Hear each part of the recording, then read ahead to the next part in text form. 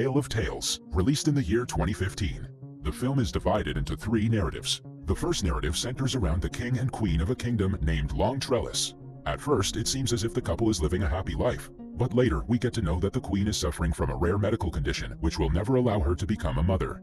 Because of this, the queen is always upset. Seeing his wife in this state, the king summons the best doctors and physicians from all around the realm, but sadly none of them are able to diagnose the mysterious illness within her. Despite this, the king tries his best to cheer up his queen. One day, he invites some circus performers to the palace. Suddenly, the queen notices that one of the circus performers is expecting a child. As a result, she becomes envious and starts smashing things after entering her chamber. When the king finds out about this, he pays a visit to her room and vows to go to any extent to solve her problem. Late at night, a strange necromancer arrives at the castle, claiming that he can solve the queen's pregnancy problem.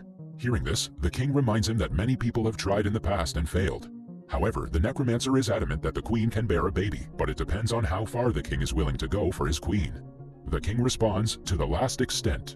The necromancer reveals that he has years of experience and knows a lot about nature. Furthermore, he says that nature must always be in balance, and that if the king desires a life, he must also sacrifice one.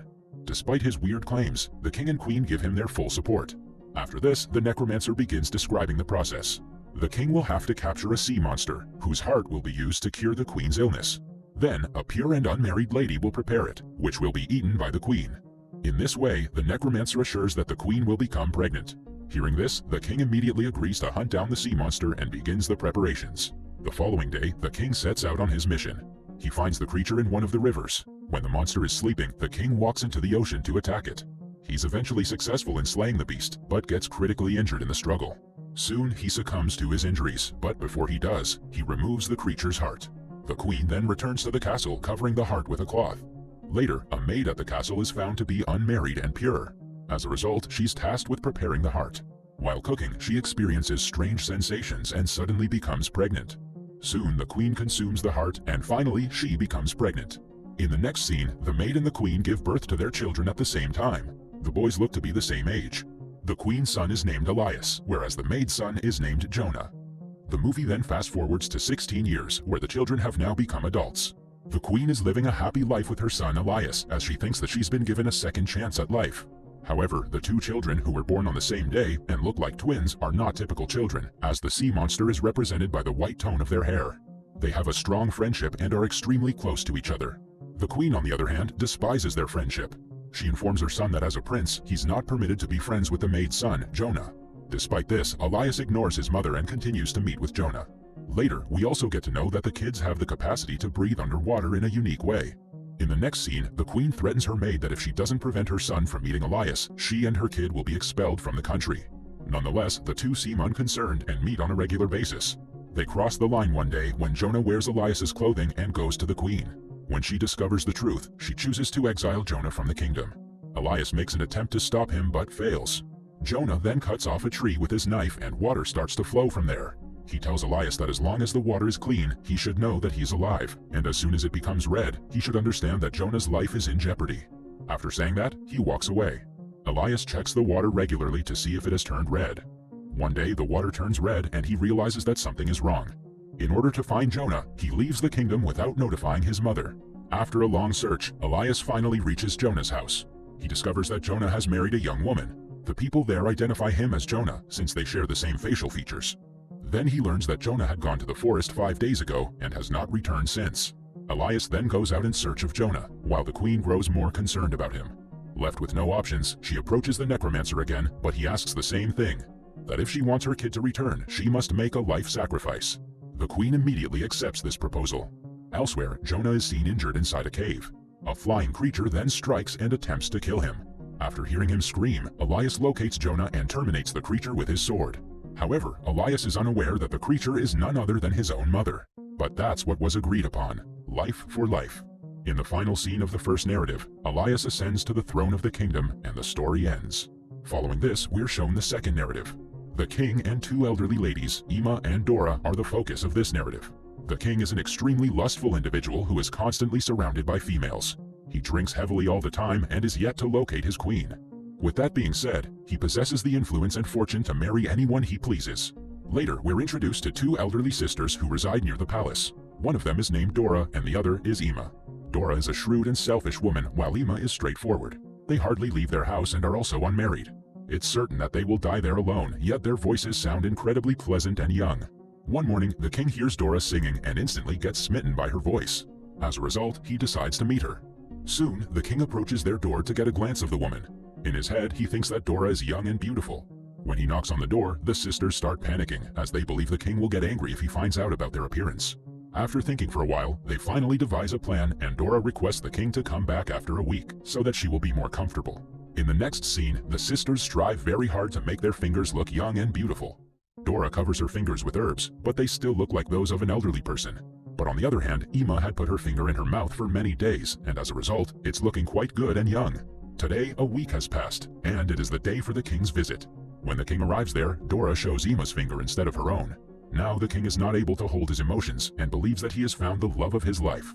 However, the sisters become more worried because if the king finds out about their truth, he will most likely terminate them. After a lot of thinking, Dora proposes a condition. She will sleep with the king only if there is total darkness, and the king agrees. In the next scene, Ima starts tightening Dora's body with glue so that it may feel like a young girl's body. At midnight, one of the guards from the temple comes to pick Dora up while there's darkness in the palace. The king sleeps with Dora, but in the morning he realizes that he spent the night with an old and ugly lady. Enraged, he orders his guards to throw Dora out of the window. Luckily, she survives the fall. In the jungle, Dora witnesses magic as a witch arrives there and finds her. With her powers, the witch changes Dora into a beautiful young lady with long hair. The next day, the king visits the jungle for hunting and falls in love with young Dora at first sight. He brings her to his castle and decides to make her the queen.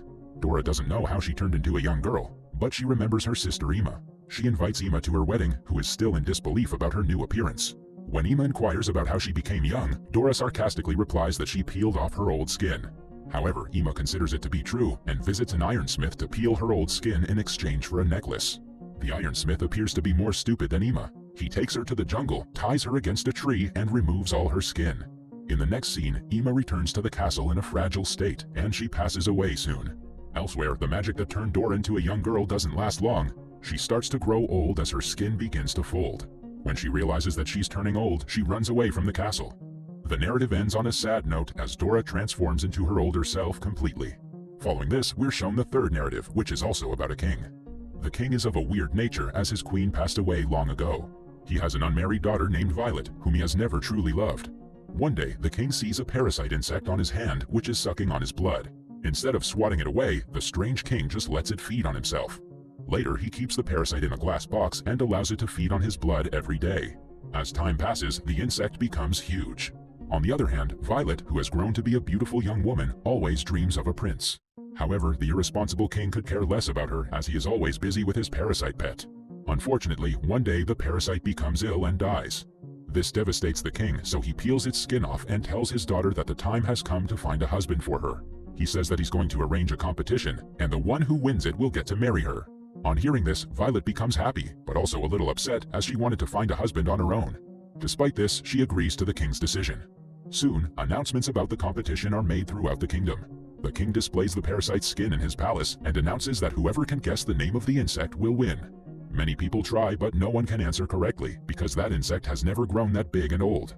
Just then, a weird-looking ogre appears in the palace. He also wants to participate in the competition, and the king hesitantly allows him. The ogre then smells the skin and guesses the correct answer. Upon hearing this, a devastated Violet runs away to the roof and attempts to terminate herself. However, the king calms her down by saying that he cannot break his promise. Left with no other choice, Violet finally agrees. In the next scene, the ogre takes Violet far in the mountains where she cries for many days. One day, when he goes out hunting, she sees another lady on a nearby mountain. She begs for help and explains the whole scenario to her. The lady also sympathizes with her and promises to come for help. The next day, the lady, along with her family, arrives there to rescue Violet. While they're crossing over, the ogre arrives, but they successfully manage to cut the rope and he falls. Sometime later, the ogre finds the family and eliminates them one by one. He then chases Violet into a cave and begins hugging her. Violet also pretends to care, but the moment he's distracted, she finishes him off with a knife. In the next scene, Violet returns to the palace with the ogre's severed head and places it next to everyone. She then says, "This is the husband you chose," and starts crying. The king is also devastated by the sight and falls to his knees. In the final scene, Violet becomes the queen of the kingdom and the movie ends here. That was all from the video. I hope you liked it. Subscribe for more content like this, and hit the like button to help us out. Also, leave a comment if you want us to recap your favorite movie. Until next time, take care.